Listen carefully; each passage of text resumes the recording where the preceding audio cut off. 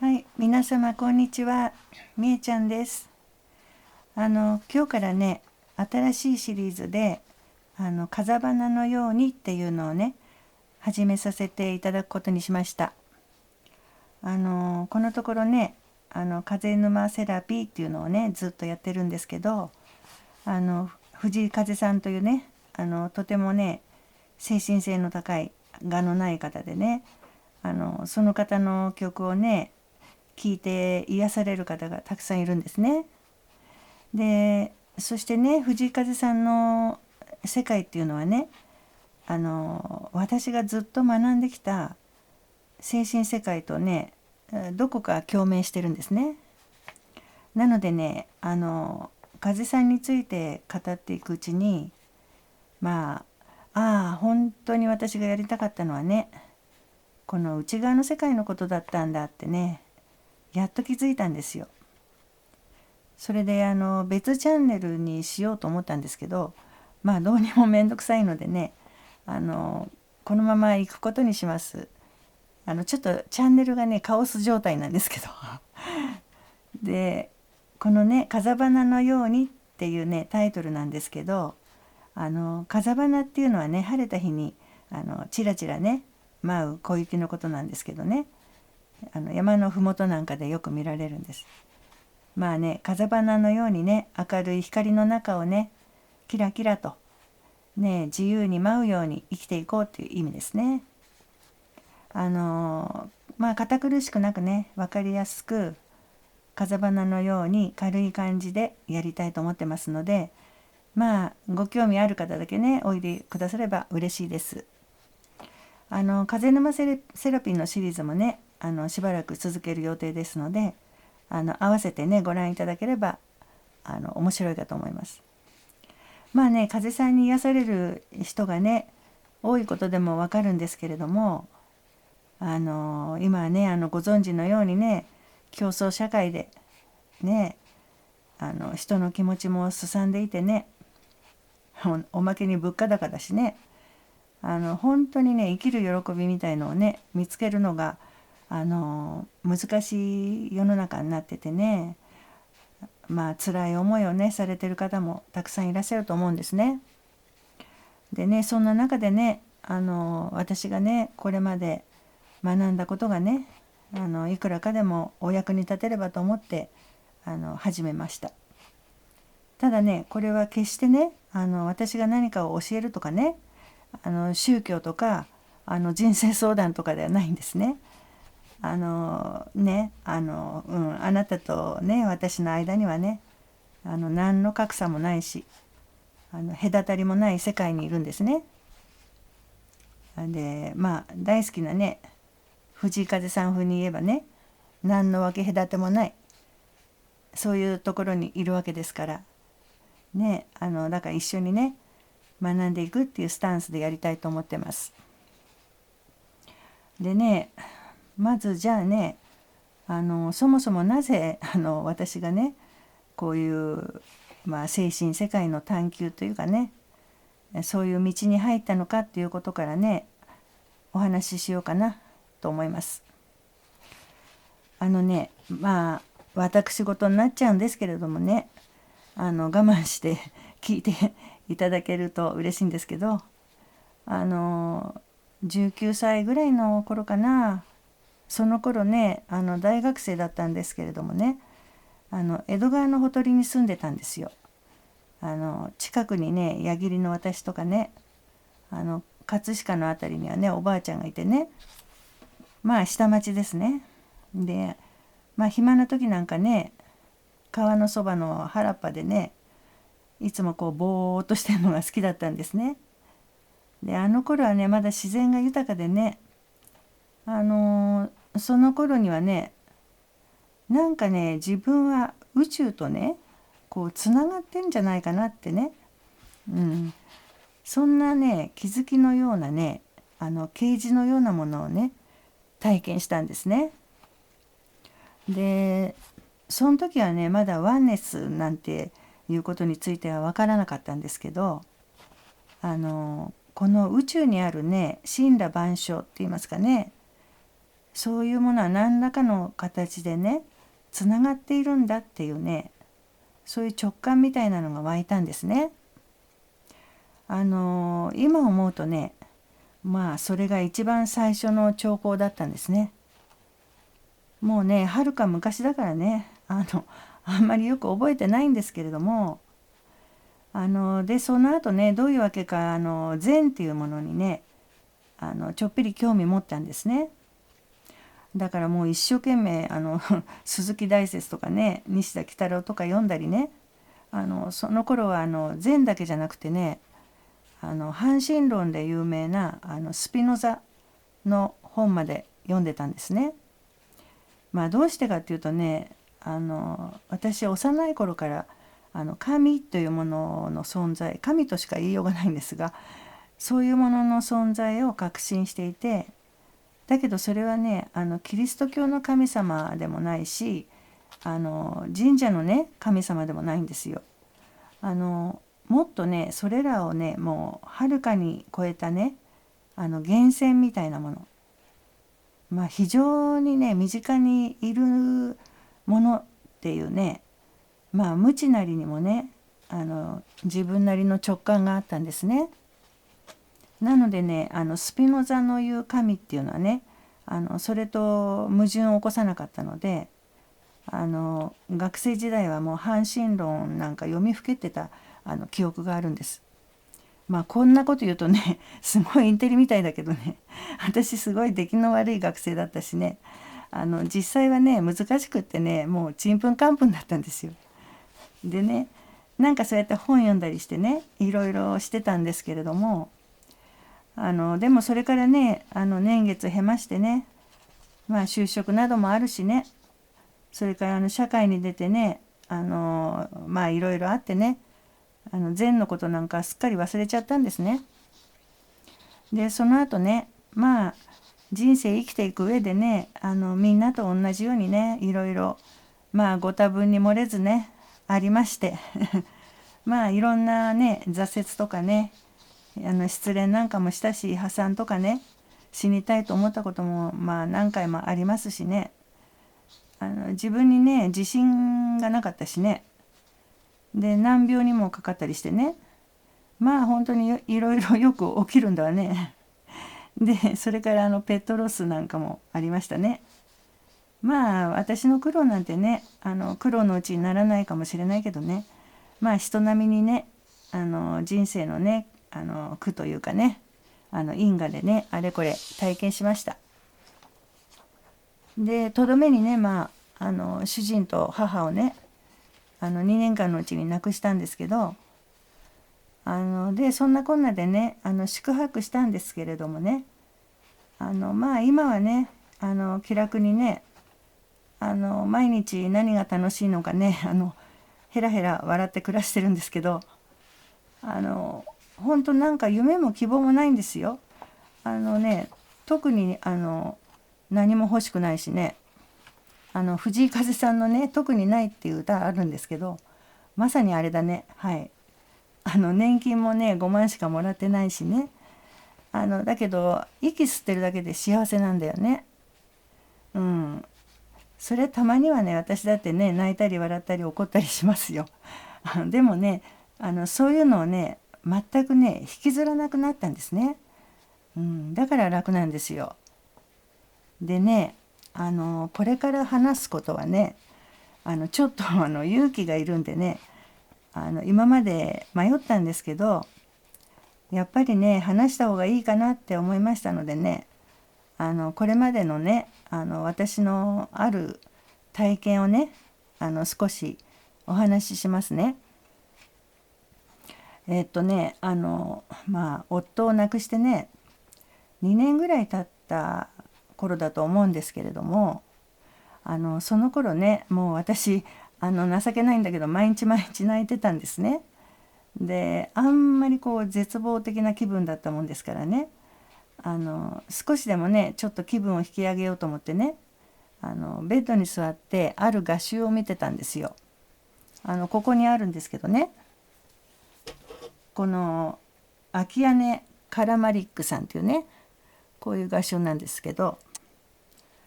当時8歳だったかしらね、この人のこの女の子のね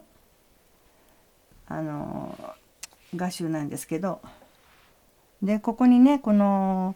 8歳の女の子が描いたねキリストの絵があったんですよ。どこだったかどこだったかな、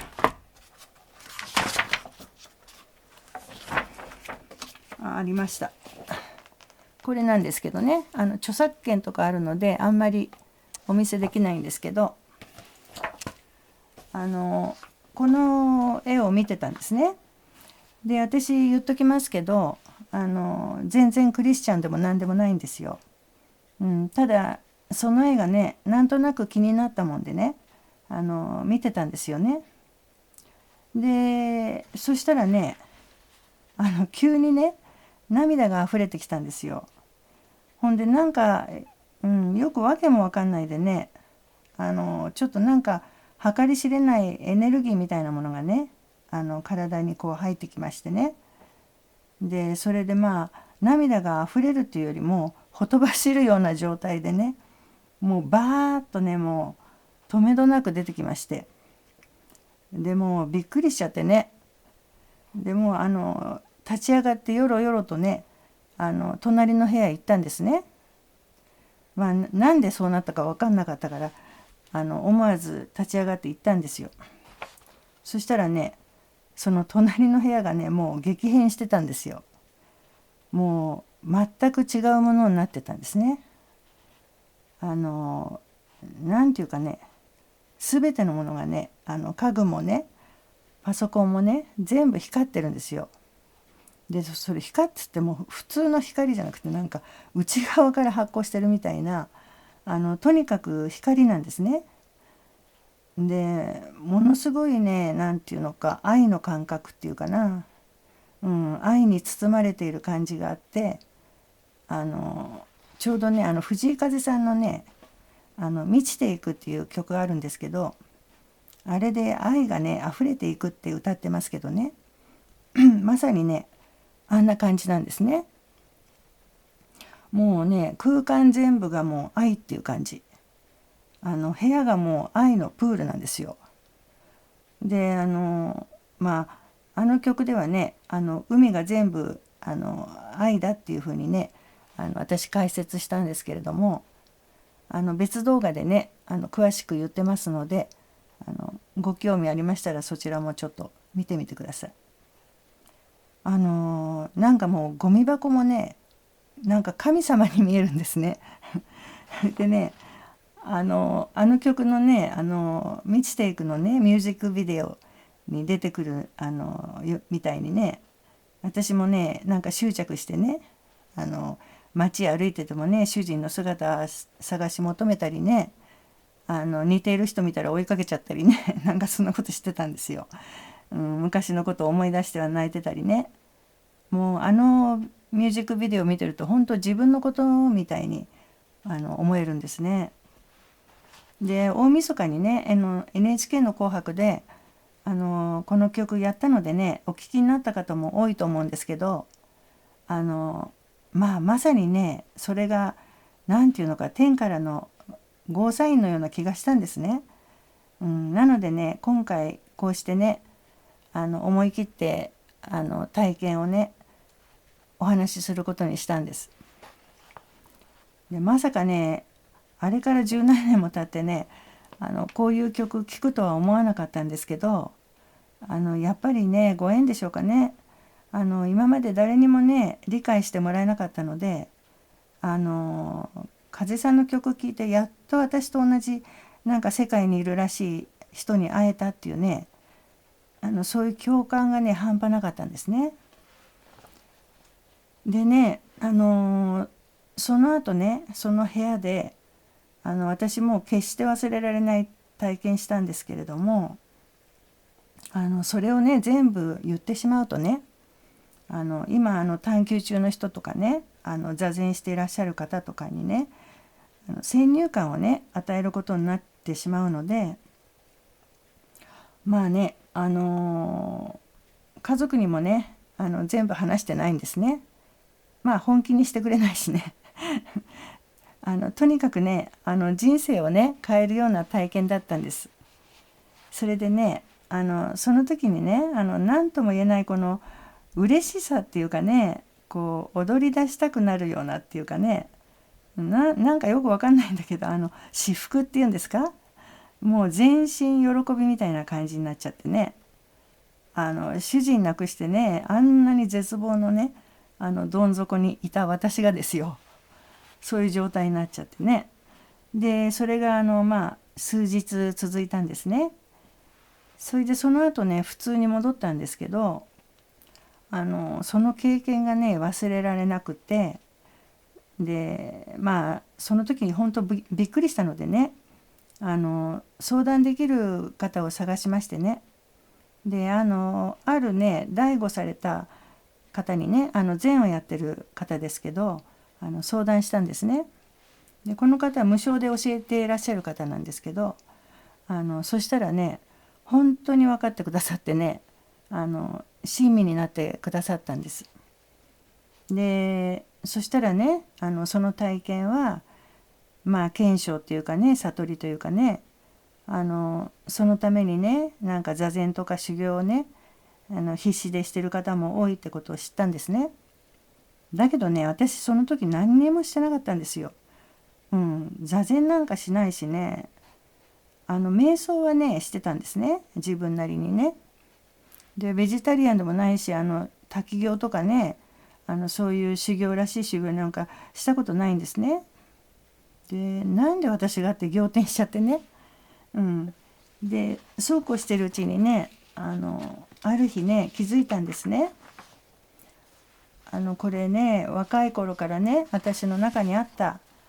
計り知れない存在っていうかね、そっからの知らせじゃないかなってね。でもうその体験をねもう無駄にしてはいけないって思ったんですね。最初に言ったね啓示みたいなものね受けてからなんと40年も経ってたんですけどね、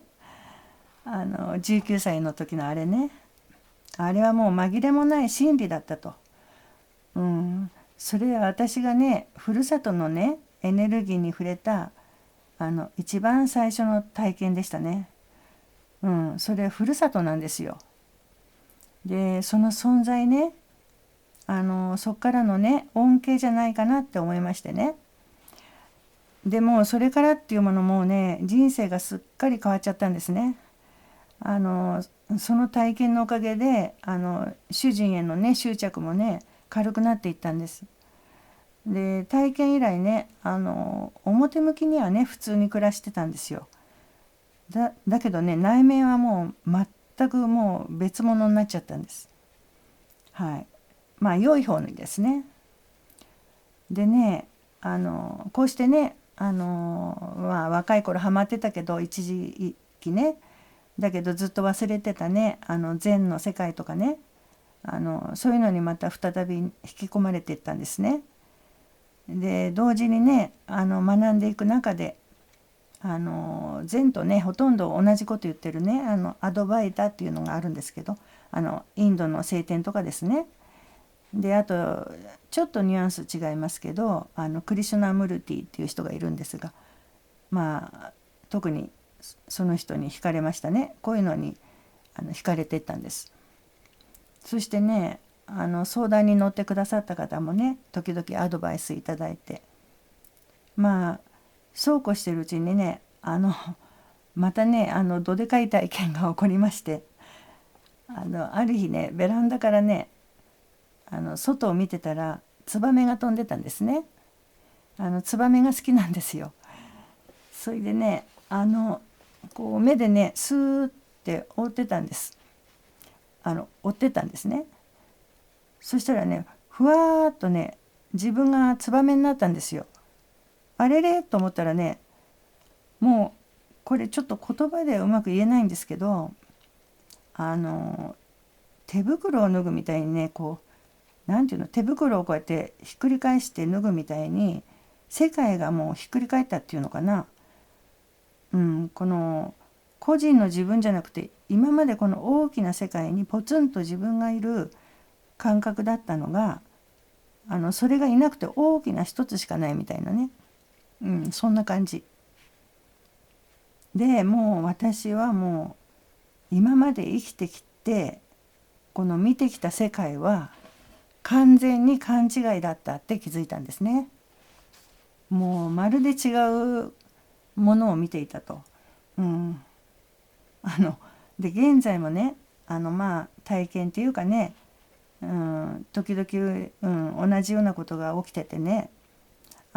散歩してる時とかね、読書してる時とか大根切ってる時とかね、時々そういうのがね訪れるんですね。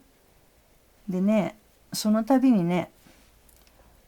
今まで自分は何を見てたのかなって思うんですよ。ある種なんかこうエネルギーっていうかね、エネルギーを感じるっていうかね、うまく言葉では出せないんですけれども、山がね抱きしめてくれたりね、葉っぱが笑っていたりとかね、そんな感じですね。でね、雲もね見るのが好きで、よくリビングの窓からね雲が見えるのでね、よく見てるんですけども、もう2つとね同じ形ないですよね。もう絶えず絶えず流れててね、でそういうのを見ててね、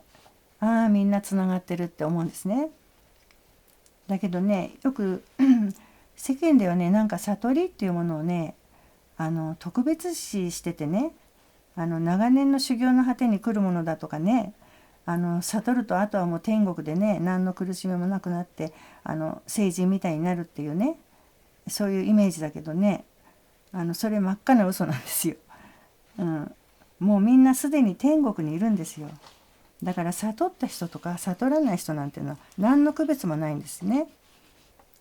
それに悟ったのはね自我だからね、その体験はね早く忘れた方がいいんです。だからね、体験についてはねもうあんまり本当は話したくなかったんですけどね、あと禅の世界ではね、悟りにはなんか段階があるみたいなんですね。私の場合なんかはまだまだなんでしょうけどね、十牛図みたいなのあるみたいですね。で真理が分かってもね、この個体としての人生は続くのでね、一生学びは続くんですね。あと分かったから絶対怒らないとかね、泣かないなんていうのも嘘なんですね。普通にそういう感情は起こりますよ。ただね、そこにね自分がっていう部分がだいぶ抜けてるんですね。だからものすごく楽になるんですよ。苦しみの原因がね何であるかもうはっきりわかるからなんですね。あとね、人目が気にならなくなりますね。人に何言われても平気だしね、周りからね嫌いな人がいなくなっちゃってね、たまにね癖の強い人がいるとね、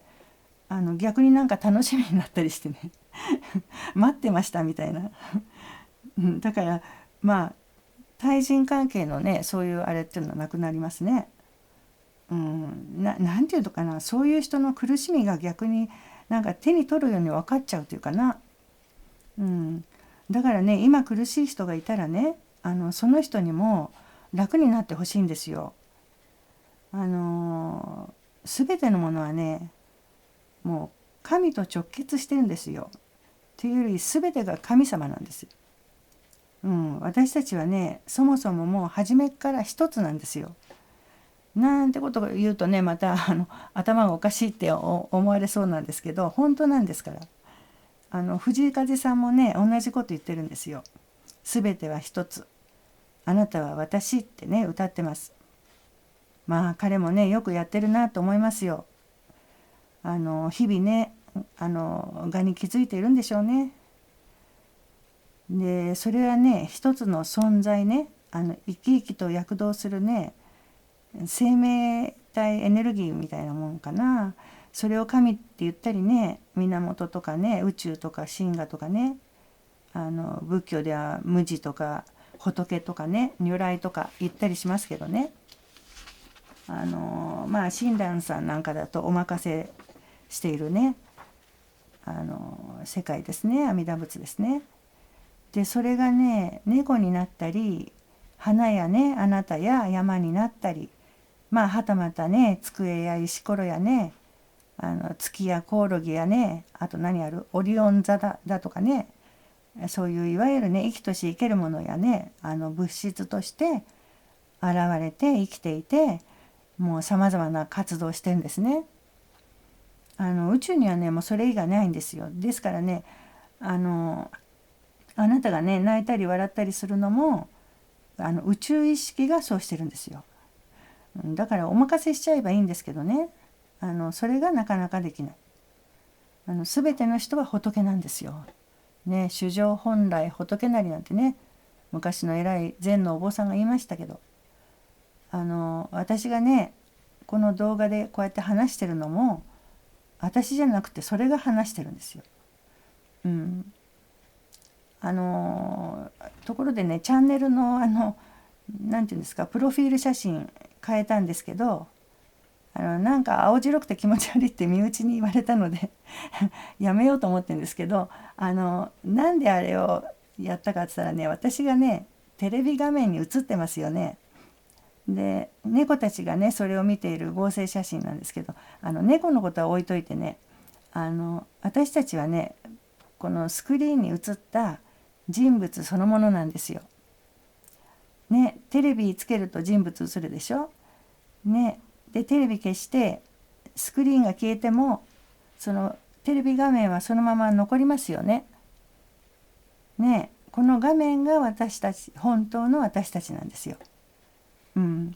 もうあなたっていう存在はね、そのちっぽけな体には到底収まりきれない永久不滅の命なんです。でね、あなたにもねその気づきっていうかね、悟りっていうか一別っていうかね、そういうのがね訪れるといいとは思うんですけれども、でもねそれが訪れなくてもね全く問題ないんですよ。なぜならね、今みんなもパーフェクトな世界にいるからなんですね。もう何にも心配ないんですよ。もう全部ねうまくいくようにできてるんですよ。じゃあね何もしなくてそのままでいいじゃないかって言うでしょ。それじゃダメなんですよ。自我っていうものがありますから、自分はこの体のね個別の自分っていうのがもうどこまでも邪魔してくるんですね。だからそのままでは苦しむんです。だから全て完璧なのにそれで見えないんですね。だからね、じゃあどうすればそれが分かっていくのかをね、これからね探りつつねシェアしていきたいと思います。はい。まあ一言で言えばね、気楽にね生きられるようにするってことなんですけれどもね、ご興味ありましたらねチャンネル登録よろしくお願いいたします。はい。ではね、これで今日はね風花のように第1回目ということでここで終わらせていただきます。はい。じゃあこの次までさようなら。ありがとうございました。さようなら。